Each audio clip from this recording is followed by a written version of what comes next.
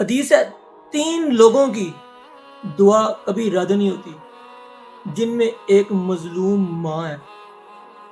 ماں جو 9 مہینے اپنے بچے کو پیٹ میں پالتی ہے اور اپنی خوشیاں قربان کر دیتی ہے اس کے لیے، اور آج جب اولاد بڑی ہو جاتی ہے اور وہ ماں کی نافرمان بن جاتی ہے، ماں کی بے قدری کرتی ہے، ماں کو ٹائم نہیں دیتی، سب کے سامنے ماں کو ذلیل کر دیتی ہے، وہی اولاد جس کو ماں نے 9 ماہ پیٹ میں پالا، راتیں جاگیں، آج وہی اپنی ماں کی ناقدری کرتا ہے سب کے سامنے۔ حدیث پاک ہے، ماں کے قدموں تلے جنت ہے۔ ایک صحابی تھے، نزا کا وقت ہے، جان نہیں نکل رہی، سرکار دو عالم صلی اللہ علیہ وسلم کو بلایا گیا اور بتایا گیا کہ نزا کا وقت ہے اور صحابی کی جان نہیں نکل رہی۔ آقا دو جہاں آئے، دیکھا کہ نزا کا وقت ہے اور جان نہیں نکل رہی اور کلمہ نہیں پڑھا جا رہا۔ انہیں کہا کلمہ پڑھے، کلمہ نہیں پڑھا جا رہا۔ سرکار دو عالم صلی اللہ علیہ وسلم، میرے سے کلمہ نہیں پڑھا جا رہا۔ رسول پاک صلی اللہ علیہ وسلم نے اس کی والدہ کو بلایا اور کہا تیرے بچے پہ نزا کا وقت ہے، اسے کلمہ نہیں پڑھا جا رہا، کیا وجہ ہے؟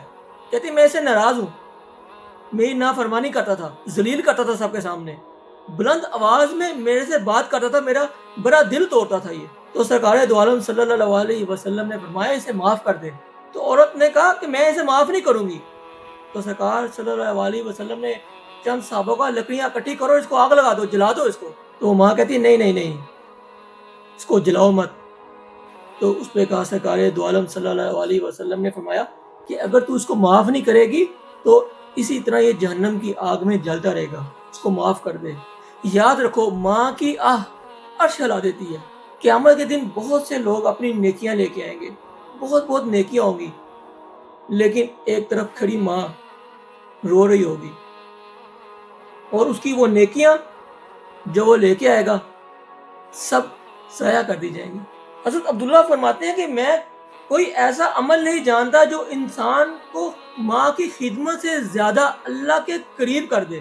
جہاد کا وقت ہے، سب لوگ جہاد پہ جا رہے ہیں، ایک صحابی ہے، یا رسول اللہ صلی اللہ علیہ وسلم جہاد کی اجازت دیجیے۔ تو رسول پاک صلی اللہ علیہ وسلم نے فرمایا کہ تیری ماں کس حال میں ہے؟ کب بوڑھی ہے، بیمار ہے؟ تو فرمایا جا اپنی ماں کی خدمت کر، اپنی ماں کی تیمارداری کر۔ جس ماں کی خدمت، جس ماں کی تیمارداری جہاد سے بھی زیادہ بڑھ کر ثواب ہے، آج اس کو ذلیل کیا جا رہا ہے، اس کی نافرمانی کی جا رہی ہے، اس کی بے قدری کی جا رہی ہے، جس کے بارے میں سرکار دو عالم صلی اللہ علیہ وسلم نے فرمایا ماں کے قدموں تلے جنت ہے، اور آج اسی کی ناقدری کی جا رہی ہے۔